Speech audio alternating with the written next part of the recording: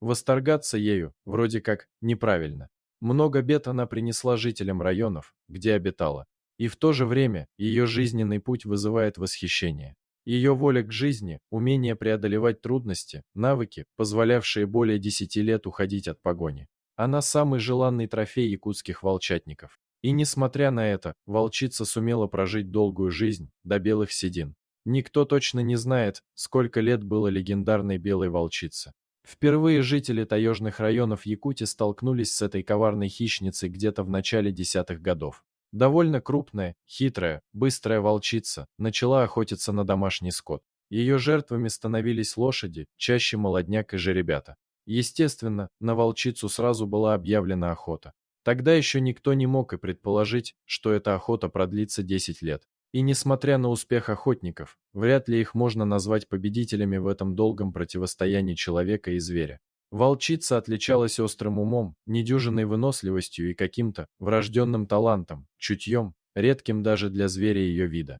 Еще в начале своего пути, при первых облавах, волчица попала в капкан передней лапой. Она отгрызла себе лапу и с столь серьезными ранами сумела уйти.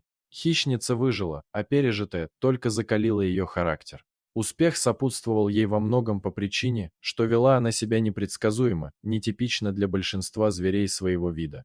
По сути, она была одиночкой. Не имея постоянного партнера, волчица регулярно приносила потомство. Своих щенков она учила тому, что делала сама. Большая часть этих выводков гибли в первый же год жизни от рук охотников и животноводов. Но сама волчица всегда уходила живой и невредимой. Благодаря отсутствию лапы, местные волчатники всегда знали, где набедокурила она, а где другие волки.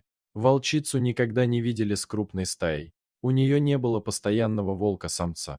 Наверное, никто из волков не хотел связывать свою жизнь с безногой, да еще и столь рискованной особой. В общем, личная жизнь у нее не задалась. Но воли к жизни и характера было не занимать. Год за годом она убивала и питалась жеребятиной. Теряла своих щенков, переживала облавы, вновь и вновь шла на риск, атакуя стадо местных фермеров. Разбойница терроризировала животноводов на протяжении 10 лет. Опытные охотники-волчатники не раз отмечали исключительный ум и хитрость матерой хищницы. На ее счету порядка 90 задранных лошадей. Недаром добыть ее хотели многие. Кто из охотничьего азарта, а кто-то из финансовой заинтересованности. Ведь каждый жеребенок десятки, а то и сотня тысяч ущерба. Но, как гласит известная поговорка, и на старуху бывает проруха. Зимой 2022 года знаменитая белая волчица допустила фатальную ошибку.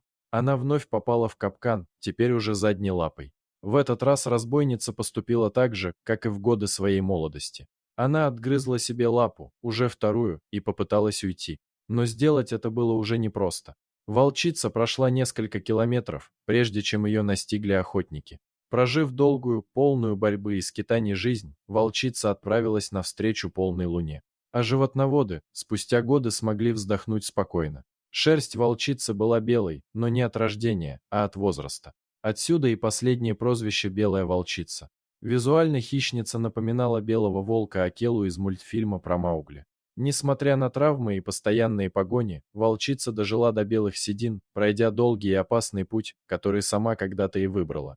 Дорогие зрители, подписывайтесь на канал, ставьте лайки, пишите комментарии.